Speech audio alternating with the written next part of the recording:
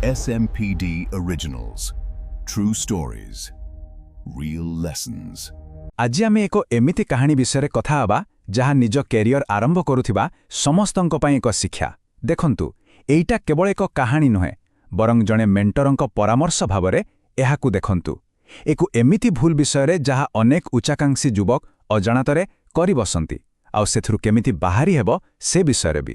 ହଁ, ତ ଏଇଠୁ ହିଁ ଆରମ୍ଭ କରିବା, କାରଣ ଏହି ଗୋଟିଏ ବାକ୍ୟ ଭିତରେ ପୂରା କାହାଣୀର ସାର ଲୁଚି ରହିଛି। ଗୋଟେ କଥା ମନେ ରଖିବା ଦରକାର, କୌଣସି ବଡ଼ ବିଫଳତା କେବେ ବି ହଠାତ୍ ଗୋଟିଏ ରାତିରେ ଆସେ ନା। ଏହା ଛୋଟ ଛୋଟ ଭୁଲ ନିଷ୍ପତ୍ତିର ଫଳ, ଯାହାକୁ ଆମେ ଅଣଦେଖା କରିଚାଲୁ, ଆଉ ତାହା ଧୀରେ ଧୀରେ ଜମାଟ ବାନ୍ଧି ଏକ ବଡ଼ ସମସ୍ୟା ହୋଇ ଠିଆ ହୁଏ। ତେବେ ଆସନ୍ତୁ, ଆମ କାହାଣୀର ମୁଖ୍ୟ ଚରିତ୍ର ବିକ୍ରମଙ୍କ ସହିତ ପରିଚିତ ହେବା। ତାଙ୍କ ପାଖରେ ସେହି ସବୁ ଗୁଣ ଥିଲା ଯାହା ଆମ ଭିତରୁ ଅନେକଙ୍କ ପାଖରେ ଥାଏ, ଯେମିତିକି ପ୍ରଚୁର ଆତ୍ମବିଶ୍ୱାସ, କଥା କହିବାର କଳା ଆଉ ତୀକ୍ଷ୍ଣ ବୁଦ୍ଧି।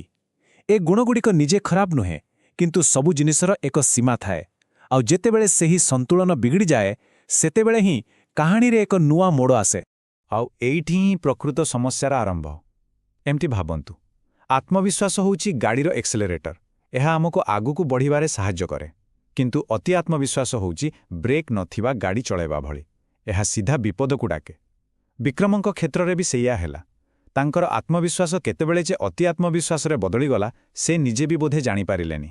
ଯେତେବେଳେ ତାଙ୍କ ବାପା, ଜଣେ ଅଭିଜ୍ଞ ବ୍ୟକ୍ତି, ତାଙ୍କୁ ଛୋଟରୁ ଆରମ୍ଭ କରିବାକୁ କହିଲେ, ବିକ୍ରମ ଏହି କଥା କହିଥିଲେ, ଶୁଣିବାକୁ ତ ବହୁତ ଦମଦାର ଲାଗୁଛି, ନୁହେଁ କି? କିନ୍ତୁ ଏହି ଚିନ୍ତାଧାରା ଭିତରେ ହିଁ ତାଙ୍କର ପ୍ରଥମ ଭୁଲର ସଙ୍କେତ ଲୁଚି ରହିଥିଲା। କାରଣ ବଡ଼ ଚିନ୍ତା କରିବାର ଅର୍ଥ ଅନ୍ଧ ଭାବରେ ଡେଇପଡ଼ିବା ଆଦୌ ନୁହେଁ। ଆସନ୍ତୁ, ଏଇ ପ୍ରଥମ ଭୁଲକୁ ଟିକେ ଭଲ ଭାବେ ବୁଝିବା। ବଡ଼ ଚିନ୍ତା କରିବା ଆଉ ଆଖି ବନ୍ଦ କରି ବଡ଼ ପଦକ୍ଷେପ ନେବା ଭିତରେ ଆକାଶ ପାତାଳ ଫରକ। ବିକ୍ରମ ଏଇ ଫରକକୁ ବୁଝିପାରିଲେ ନାହିଁ। ସେ ବଜାରକୁ ପଢ଼ିଲେନି, ଗ୍ରାହକ କ'ଣ ଚାହୁଁଛନ୍ତି ଜାଣିଲେନି, ଆଉ ସିଧା ଏକ ପ୍ରିମିୟମ୍ ଷ୍ଟୋର ଖୋଲିଦେଲେ। ଏହା ଥିଲା ତାଙ୍କର ଅହଙ୍କାର ପ୍ରତିଫଳନ, କୌଣସି ମଜବୁତ ରଣନୀତି ନୁହେଁ। ଦେଖନ୍ତୁ, ଯେ କୌଣସି ବିଜନେସ୍ ପାଇଁ କିଛି ମୌଳିକ କଥା ଥାଏ। ଆମ ଗ୍ରାହକ କିଏ, ସେମାନେ ପ୍ରକୃତରେ କ'ଣ ଚାହୁଁଛନ୍ତି, ମୂଲ୍ୟ କେତେ ହେବା କଥା।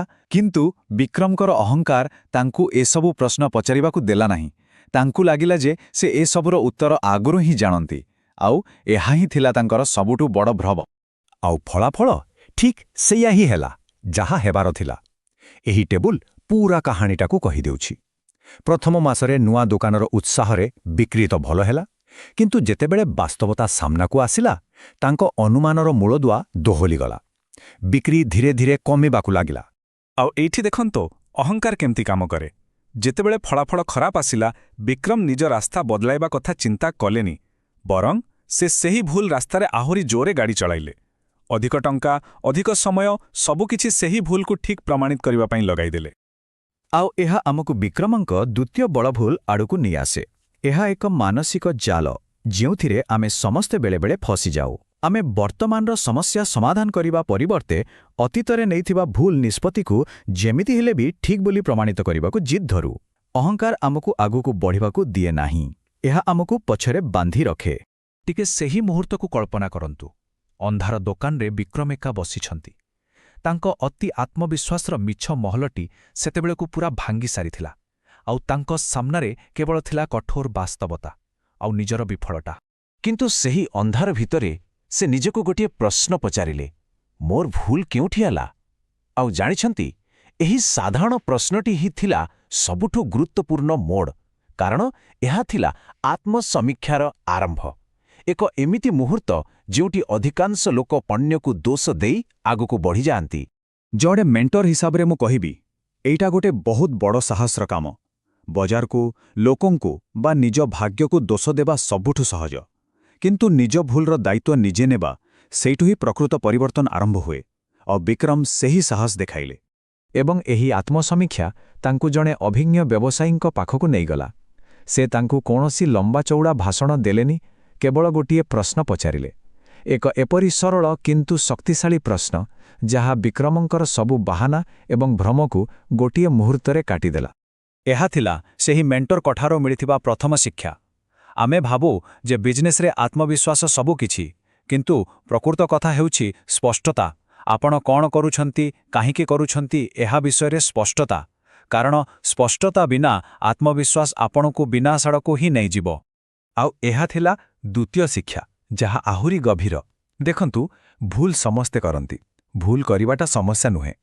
ପ୍ରକୃତ ସମସ୍ୟା ହେଉଛି ସେହି ଭୁଲକୁ ଯଥାଶୀଘ୍ର ଚିହ୍ନି ତାକୁ ନ ସୁଧାରିବା। ସଫଳତା ମାନେ ଭୁଲ ନ କରିବା ନୁହେଁ, ସଫଳତା ମାନେ ଭୁଲକୁ ଶୀଘ୍ର ଚିହ୍ନି ତାକୁ ସୁଧାରିବାର ବୁଦ୍ଧି ଏବଂ ସାହସ ରଖିବା। ଯେତେବେଳେ ବିକ୍ରମ ପଛକୁ ଚାହିଁଲେ, ସେ ଦେଖିଲେ ଯେ ସତର୍କ ସଙ୍କେତଗୁଡ଼ିକ ତ ସବୁବେଳେ ସାମ୍ନାରେ ଥିଲା। ଦୋକାନକୁ କମ୍ ଲୋକ ଆସୁଥିଲେ, ଜିନିଷର ଦାମ ଠିକ୍ ନଥିଲା, ଷ୍ଟକ୍ ବିକ୍ରି ହେଉନଥିଲା। ସେ ଏସବୁ ଦେଖୁଥିଲେ, କିନ୍ତୁ ମାନିବାକୁ ପ୍ରସ୍ତୁତ ନଥିଲେ, କାରଣ ଏହି ସତକୁ ସ୍ୱୀକାର କରିବାର ଅର୍ଥ ଥିଲା ନିଜ ଅହଙ୍କାରକୁ ଆଘାତ ଦେବା। ତେଣୁ ମେଣ୍ଟର ଜଣକ ତାଙ୍କୁ କୌଣସି ରେଡିମେଡ୍ ସମାଧାନ ଦେଲେନି। ସେ ତାଙ୍କୁ ତାଠାରୁ ବହୁତ ଅଧିକ ମୂଲ୍ୟବାନ କିଛି ଦେଲେ। ସେଇଟା ହେଉଛି ସଚେତନତା। ନିଜ ଭୁଲକୁ ଦେଖିବାର, ବୁଝିବାର ଆଉ ସ୍ୱୀକାର କରିବାର ଏକ ନୂଆ ଦୃଷ୍ଟିକୋଣ, ଯାହା ପ୍ରକୃତ ପରିବର୍ତ୍ତନର ମୂଳଦୁଆ ହୋଇଥାଏ। ଏହି ନୂଆ ସଚେତନତା ସହିତ ବିକ୍ରମ ଏକ ନୂଆ ରାସ୍ତାରେ ଚାଲିଲେ। ଏବେ ସେ ବଡ଼ ବଡ଼ କଥା ବଦଳରେ ଛୋଟ ଛୋଟ କାମିକା ପଦକ୍ଷେପ ନେବା ଆରମ୍ଭ କଲେ। ସେ ଖର୍ଚ୍ଚ କମାଇଲେ, ଗ୍ରାହକଙ୍କ କଥା ପ୍ରକୃତରେ ଶୁଣିଲେ, ଆଉ ସବୁଠୁ ବଡ଼ କଥା, ସବୁକିଛି ଠିକ୍ ଅଛି ବୋଲି ମିଛ ଅଭିନୟ କରିବା ବନ୍ଦ କଲେ। ଏହା ଥିଲା ନମ୍ରତା ଆଉ ସଚେତନତାର ରାସ୍ତା। ଆଉ ଫଳାଫଳ କ'ଣ ହେଲା? ନା, ରାତାରାତି ସବୁକିଛି ବଦଳିଗଲାନି କି ଲାଭ ହେଲାନି, କିନ୍ତୁ ତାଠାରୁ ଗୁରୁତ୍ୱପୂର୍ଣ୍ଣ କିଛି ମିଳିଲା। ଆଉ ସେଇଟା ହେଲା ନିୟନ୍ତ୍ରଣ। ବ୍ୟବସାୟ ପୁଣି ଥରେ ତାଙ୍କ ନିୟନ୍ତ୍ରଣକୁ ଆସିଲା। ମନେ ରଖିବାକୁ ହେବ, ଦ୍ରୁତ ବିକାଶ ପାଇଁ ପ୍ରଥମେ ଏକ ମଜବୁତ, ସ୍ଥିର ମୂଳଦ୍ୱାର ଦରକାର, ଆଉ ନିୟନ୍ତ୍ରଣ ହିଁ ସେହି ମୂଳଦ୍ୱାରର ପ୍ରଥମ ପାଦ। ଆଉ ଏହା ହିଁ ଏହି କାହାଣୀର ସବୁଠାରୁ ବଡ଼ ଶିକ୍ଷା। ଅହଙ୍କାର ଯୋଗୁଁ ଆମର ସବୁଠାରୁ ବଡ଼ କ୍ଷତି ଟଙ୍କାର ହୁଏ ନା, ବରଂ ସମୟର ହୁଏ। ସେହି ମୂଲ୍ୟବାନ ସମୟ ଯାହାକୁ ଆମେ ନିଜ ଭୁଲକୁ ସୁଧାରିବାରେ ଲଗାଇ ପାରିଥାନ୍ତେ, ତାକୁ ଆମେ ନିଜକୁ ଠିକ୍ ପ୍ରମାଣିତ କରିବାରେ ନଷ୍ଟ କରିଦିଉ। ତେବେ ସାମ୍ନାରେ ଦୁଇଟି ରାସ୍ତା ଅଛି।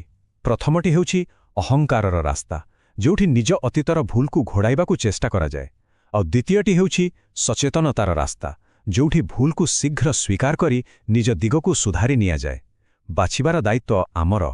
ତେଣୁ ମୁଁ ଆପଣଙ୍କୁ ଏହି ଗୋଟିଏ ପ୍ରଶ୍ନ ସହିତ ଛାଡ଼ି ଯାଉଛି।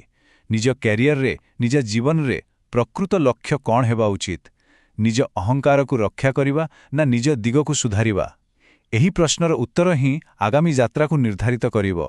ଧନ୍ୟବାଦ। SMPD Originals. True stories.